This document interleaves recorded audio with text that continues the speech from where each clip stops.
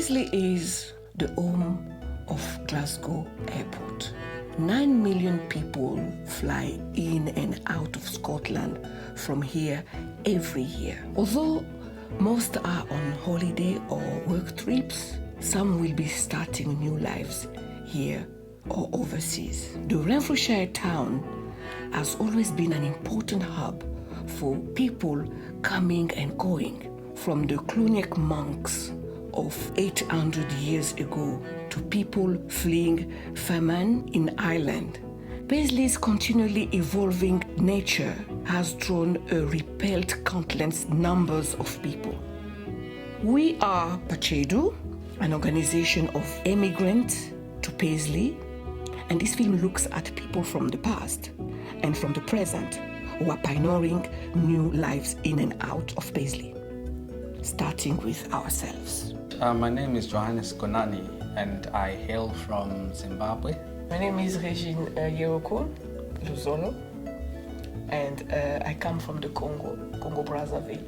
My name is Chinenye Maximus Anameje. I was born in Nigeria. I'm a teacher. I am a Christian and a community activist. I believe in the Bible being the word of God, so when I'm low, this is where I find my strength. I just crave building people's capacities. So I work supporting people in the communities. It was a missionary move that brought me to Scotland, the expansion of our Christian church. I traveled all the way to Ireland. After living some years in Ireland, I came to Scotland as a community development worker.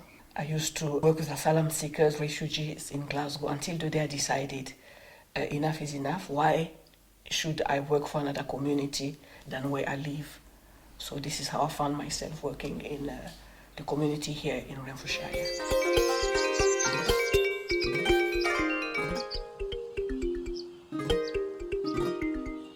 Relocation is often traumatic. We wanted to find out what factors would make people put themselves through this. Economic issues have made people want to migrate here from places like Ireland, particularly quite close to us.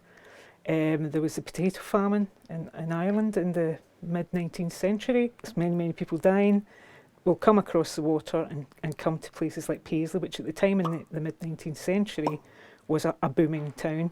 So you've got waves of people from Ireland, slightly later on from Italy, parts of Europe, Poland, the pogroms that were happening in Russia. Then there's into the 60s, it was people from India, Pakistan. They moved here, and obviously there's the new groups of people now who are coming across. There's fantastic education in Paisley, so you've got a university, you've got the hospital, so there's still kinds of employment here today. So Paisley is a kind of multicultural and always has been, really, I suppose, for many years. In 2004, countries from Central Europe joined the EU. This gave their citizens the freedom to relocate, and a new community of Polish people blossomed in Paisley. Violetta was one of the first to arrive, setting up the Polonaise dance group. Dawno temu usłyszałam od takiej jednej mojej koleżanki, że jest takie miasteczko Paisley w Szkocji, że to jest bardzo fajnie i że ja bym tam pasowała i zainteresowało mnie to. Pomyślałam, zobaczę na internecie, co to za miasteczko, gdzie się znajduje. I wtedy zobaczyłam Paisley, że wyskoczyły w internecie wzory Paisley. Od razu wiedziałam, tak, to jest to, co lubię. Od dzieciństwa to lubiłam. Ten wzór Paisley w kształcie łezki. Malowałam, wyszywałam od małego, od dziecka. Serce mi wtedy zabiło mocniej. To jest to, co lubię. Lubiłam takie materiały, tak, z takimi wzorami. No i pomyślałam sobie, zobaczę na mapie, jak to miasteczko wygląda, tak? Wtedy weszłam na mapę, zobaczyłam ulicę Violet Street. Spodobało mi się to jest jakby moje imię, tak? Wtedy pomyślałam, chciałabym tu zamieszkać. Moje serce mi wtedy powiedziało, że tak, to jest miejsce dla ciebie. Musisz tam jechać.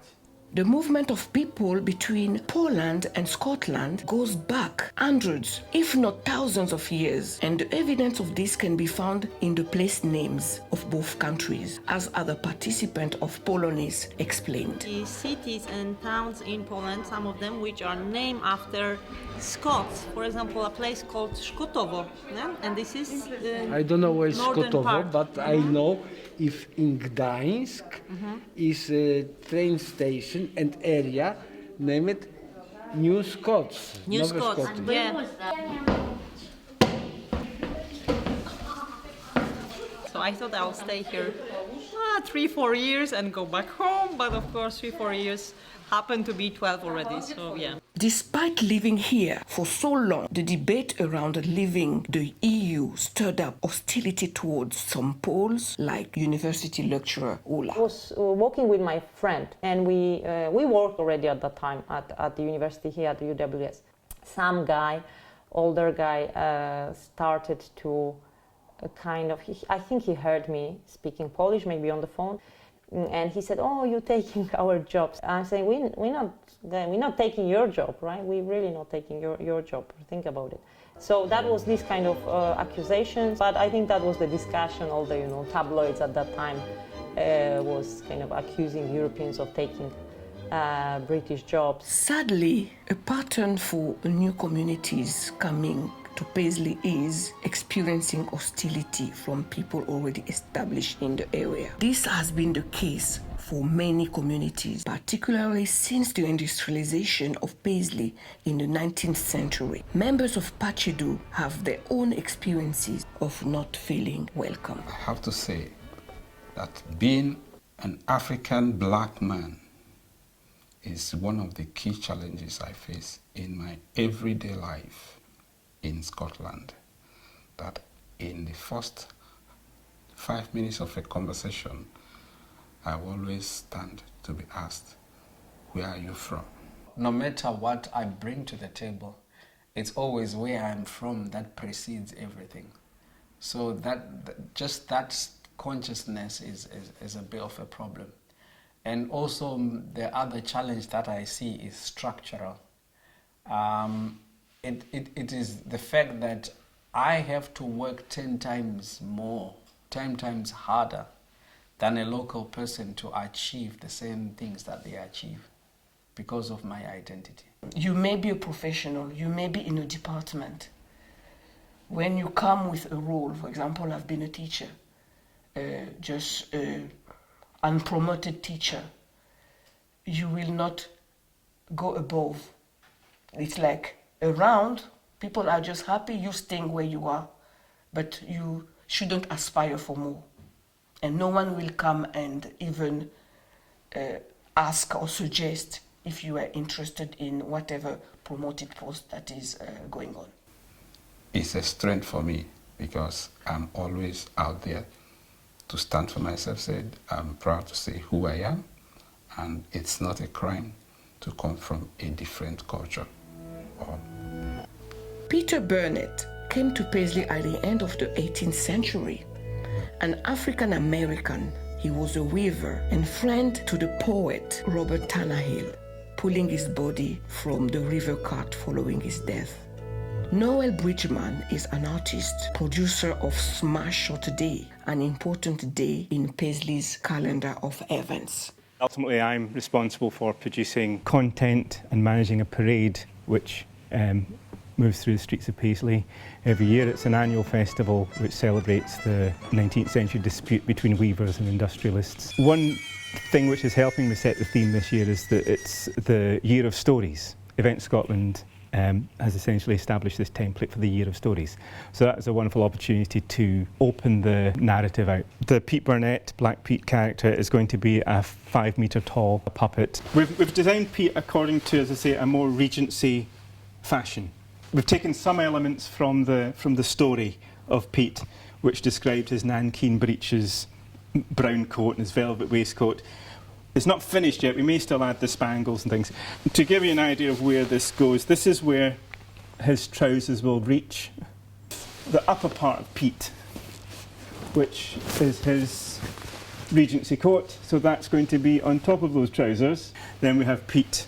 We'll have his head, which will be articulated and be moving around. And one comment which they make in the descriptions of Pete is they say that he had a hat smartly cheek-a-gee at a kind of rather proud and confident angle. So this, of course, is then on top of the whole Pete character, so that's why he's going to end up being between 4.5 and 5 metres tall. Pete Burnett was a Virginia gentleman who moved to Paisley in the 1780s and lived the rest of his life in Paisley. He lived till 83. He trained as a weaver, had his own business and traded quite successfully for much of his life in Paisley, and by all accounts appears to have had a very good life. There was a book written about him in 1841 which has got lots of information about how Pete lived and also about Paisley at that time between the 1780s through to the 1840s. One aspect of that story which comes through is that Pete was able to flourish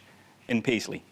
I mean, he was a foreigner arriving in the UK and he was a black man. He didn't have means, but he learned a trade and he was able to succeed. It's an interesting story, of course, because Pete Burnett came to Scotland not as a slave and just basically lived a life. So it tells you an awful lot about what was possible in Paisley in the 1780s. The pamphlet that was written about him, it tells you an awful lot of this peripheral information about Paisley of that time. So he arrived in Glasgow with Mr. Torrance, who was a Glasgow merchant. William Torrance was in poor health and then recommended that Pete finds a trade.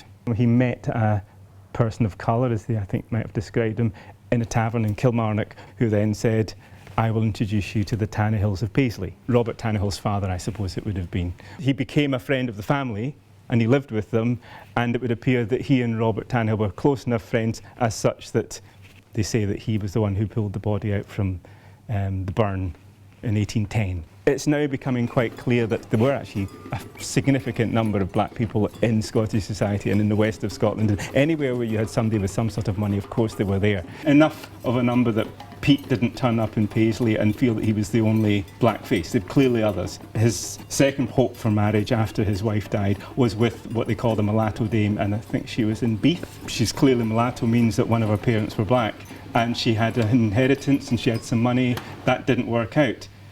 Again, the suggestion would be that there were black people in Paisley, clearly. The entire Western Hemisphere made its money on a form of indenture and a work practice which was based on essentially the human beings being part of your property.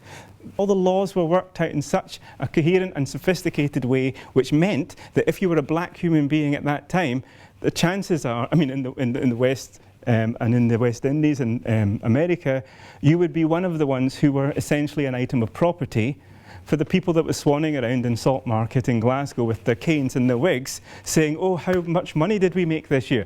Someone who was making the money in those overseas territories, make money and then come back to Scotland and live out your days with the wealth of having been successful in the West Indies. That was normal. In so many cases, these people clearly came back with some of the black people that they owned. Black Pete may have been, appeared to be unique, but we discovered he wasn't that unique. There was lots of people working at the docks and things from other countries and other backgrounds. There's no doubt about it that the Pete Burnett story will continue to produce avenues for exploration and discovery.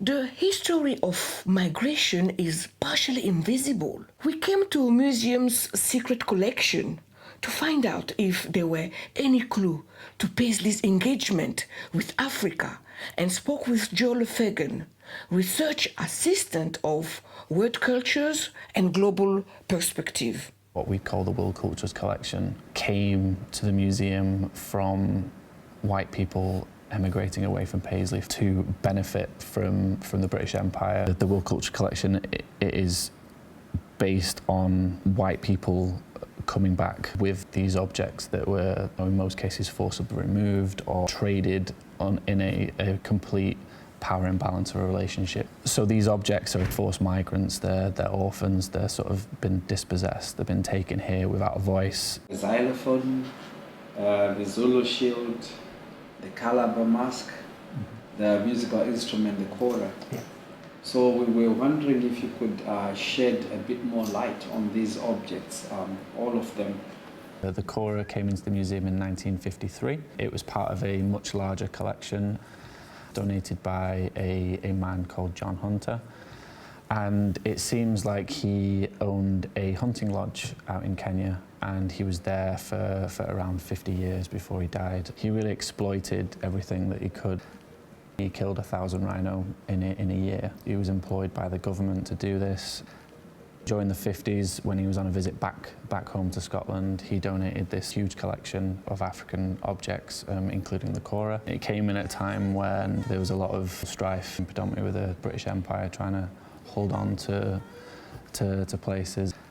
The xylophone and the Zulu shield, they were both donated in 1881. This was only 2 years after the Anglo-Zulu War, and most likely forcibly taken. They were donated as part of a larger collection of loot from the British occupation invasion of Zululand. The Calabar mask was donated to the museum in 1878. This was donated by a very, very wealthy benefactor of the museum, John Henderson of Park, with his wife, Mary Henderson of Park. They were given to them from a missionary called Euphemia Sutherland, who she was taught how to be a missionary in Paisley. In the 1840s, she went over to Calabar to spread the Presbyterian mission in the area. So it was set up in 1845. She arrived there in 1849, and she was there in her entire life until 1882, where she died. The mask itself was used in the Ekpe masquerade, which was part of the secret society which the British are so hell-bent on trying to eradicate.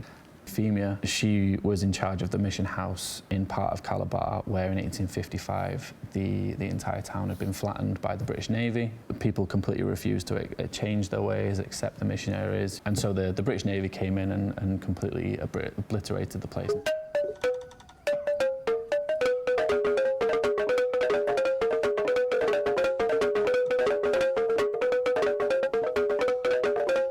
At the same time that wealthy Victorians were looting overseas cultures, closer to home, communities were being dispossessed, forced off the land and into industrialized centres, such as Paisley. There was something called the Highland Clearances, where the landlords who owned the crofts put sheep on the land. They didn't want people on the land, so people were they were uneconomic. So a lot of people moved south. Mid-19th century, there was also a potato famine in Scotland, and again it meant there was a rush of people came south to work in Paisley, and it's the work. They came to work, and if they had family members already here, that made it even better. There is a building in Paisley which was the Scottish Girls Friendly Society building. It's also called the Mrs Archibald Coates Memorial Hall. The Scottish Girls Friendly Society was set up to help single women who came south from the Highlands, to help them out when they came to work in Paisley, because they were alone in a strange town, and many of them, Gaelic was their first language, English wasn't their first language, so they set up English lessons, and they set up reading lessons, they set up writing lessons, just told you how to set up your own bank account. There was a Gaelic church in Oakshott. There was a massive Gaelic community, and that's why even a few years ago the mod came to Paisley, and it sat quite well in Paisley, because there is this tradition of the Highlands, and there's Irish Gaelic as well. While 19th century migration was typically from Ireland and the Gaeltacht, the 20th century saw a significant number of Italians coming to Paisley. Concetta Pio arrived in Paisley in the early 1960s, joining her husband Paul, who with his brothers established a network of cafes and chip shops across Renfrewshire. We came to Scotland because in Italy there was no job for us that time. There's no job, only need to do the farm, and we hated our farmer because we done it since we were born. That's the year I married as well. we come back for the field. Me, my sister, my two brother and my cousin. My mum came to Rome to say, I've been in the train for 3 days. I didn't expect it was so da-dong in that train for 3 days, night and days. When I came to Paisley, I was looking the window and I see the house outside was moving because the eyes had seen too much. And when I seen it come out, I said, oh my God, where are we going? So far away here. It's 17 and a half. I was a kid because I married it in 2 months and a half. I didn't know my husband, my family knew. My dad, my mum, he knows the family, each other, he knows it was a good family. But I didn't know my husband before that. Not even to say a boy I seen somewhere around because he was 9 years older than me. He came to Scotland before that. So when I was 17, he just appeared. I didn't know him. Honeymoon, I couldn't go nowhere. One day in Rome, we went for a day, and then zoo as well. I missed my mum and dad, I missed the family so much. Was cry all the time, no telephone to speak. So we need to wait till this letter go and come back, go and come back. In Italy, I never had hot water, cold water in the house and that. In there was everything like that.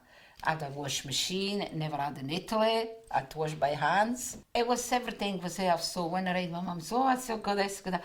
Now I feel stupid, but at the time it was great. As ice cream man, he had it for 6 years before the shops. The Pio brothers built up a chain of shops. In the early days, 3 families lived in one flat above the shop for 4 years. We had a house with 6 bedrooms. We shared the kitchen, whoever worked first. Now your time make a dinner, cleaned everything, the other one went in. We worked brilliant, but was just 2 toilets. It was a nightmare. One day we fight, another day was nice with the kids. One day fight, another day, but we grew up together, fantastic. It went well for 50 years we stayed together. He only say, when I retired, I want to go back in Italy to stay, but it never happened because you wait till last minute, say, I help the kids another wee bit, and then I go. It never happened. That's the first when we met the picture I had with my husband. Mm-hmm. And he had for 50 years in a purse, so he all rounded it. Find when he died. I find this wee picture. You can't even see him very well. In making this film, we devised a series of questions for interviewees. These questions reflected our experience. We wanted to find out if others shared these experiences. Questions such as, what kept you going through your journey? I would like to say what I've inherited from my ancestors, who I believe were very inventive people and resilient people as well. In Africa, we've been through a lot, we've made it. So it's not the bit of challenges we can go through in the West that can break us. Whenever challenges befall me, I always believe there is a better tomorrow. It's about my values, right from my family background, my faith, and my interests and commitment in being positive, being creative, and believing in myself. My wish to serve my community allows me to be able to go past all challenges and barriers.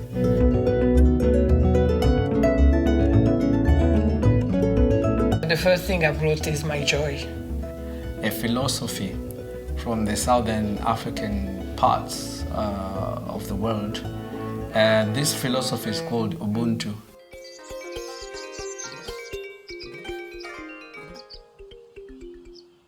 Thread was the biggest industry in Paisley, but Paisley didn't just export thread.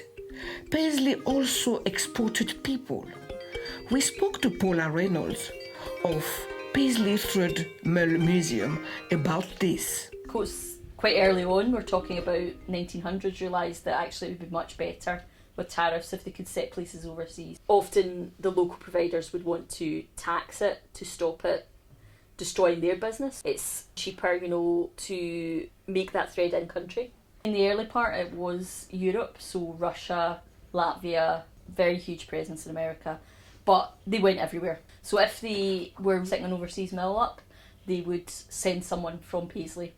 How did they perceive it? Was it like punishment, or did they take it very as much a promotion? No. It was considered quite prestigious because it was like, you're special at your job. The other thing to remember is that people didn't travel that much, you know, pre-jet age. And they used workers from Paisley because the Paisley workers were regarded as the sort of best of the best, and this was the home mills. So Fergusley and where we are now, Anchor, was the kind of home mills. But they wanted to keep people in touch, so they printed these magazines. So this one's Glasgow and Overseas, so it's about the people who worked in the Glasgow sort of offices, but also the people who worked in the overseas sections. So we've got Indonesia, Philippines, Thailand and Portugal. Portugal was quite a big place that they were present in, and they're on also South America as well. And this would be the social aspect. So the mills in Scotland had quite a social aspect of tennis clubs, photography clubs, amateur dramatics associations. They would go on trips, they would have football teams, brownies, guides. Everything associated with your social life was part of your job. And they replicated that overseas. We've got Colombia and Chile here, and Australia as well, which were obviously quite a big presence. And also South Africa, which is in some of the older ones there particularly as well. So you can see there Argentina as well. Cotton obviously has links to America as well, and sort of the plantations and stuff like that. Mm-hmm. And that's something that we need to address, I think, as a museum. You know, there is legacy from bad things that went on. You know, it's not all rosy. Especially in view of South Africa, would you want to mention anything? Can't get away from the fact that Coates had investment in South Africa. It's impossible to get away from that. That's something they had. And by having investment in the country, they theoretically then support the regime. Would you agree that probably there are still also some untold stories of positive immigration to the... Absolutely. I think particularly in Scotland, there's a sense that immigration, both directions, is something that's part of the blood. One untold positive story of immigration in Paisley is that of Mr. Mukisa. When I was in England, I was staying just in a small room. I was paying 120 per week. Now when I came here, one of my friends were staying was a huge house. Then I asked them how much they pay per month.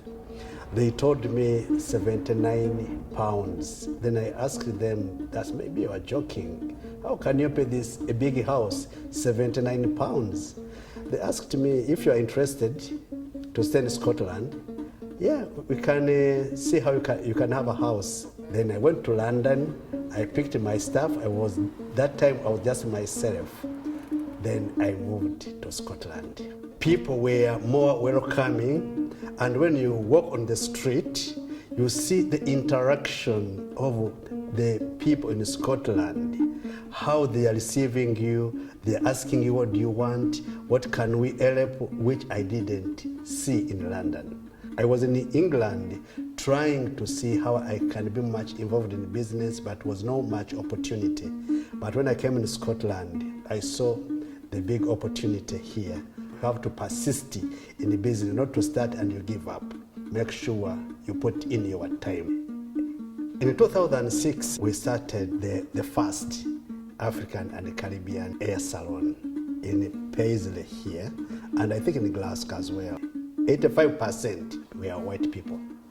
And the ladies as well, cutting ladies' hair. Because African that time we are very few. After the salon, we did the transition from the salon to the food. I saw the food brings more people, Yubaba, African person, to come back in about 3 months. But the food he has to eat every day. The food, it brings more interactive kind of activities, and people, they come in many, and as well people from different area of the continent, because Africa is a big continent, but we know each other and we understand each other, and they give you idea how you can be how you can get their food as well, because if you deal in one country, you end up your customer just in one country, but you have to be on a large scale to everyone. It has bring a lot of to expand my thinking in a community. We have to stand up ourselves and we take our concern to the government. Because if you are not one umbrella, you cannot be seen. It is somewhat very difficult, the government, to recognize who we are. But if we are under one umbrella, we have our document and we ask the parliament, they can see and give us the kind of help. I am in Paisley almost 20 years. That's the place I love.